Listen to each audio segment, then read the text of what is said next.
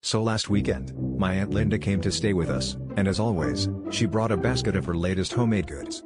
Usually it's her famous zucchini bread or some questionable kombucha, but this time, she said, "I've been experimenting with all-natural soap."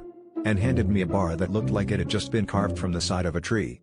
It smelled like a woodland hike and was labeled Forest Fresh, which, in hindsight, should have been my first warning. I didn't think much of it and put the soap by the kitchen sink.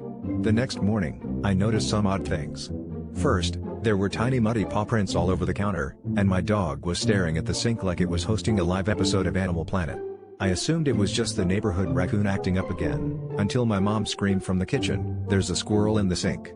Sure enough, there was a very clean-looking squirrel, lathering up its tail and looking offended that we interrupted its spa day. By the end of the week, it had escalated into a full-blown rodent bathhouse. Every morning, there were more squirrels, some with cucumbers over their eyes, others practicing yoga on the windowsill, and one particularly bold chipmunk trying to sell acorn-infused beard oil to the others. My little brother tried to charge them a 5 nut admission fee, but they just paid in pine cones and left him with a splinter.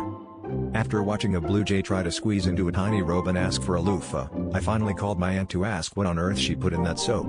She just laughed and said, "Well, dear, I wanted it to be truly all natural." Guess the squirrels agree. You know it's organic when even they want to clean up their nuts.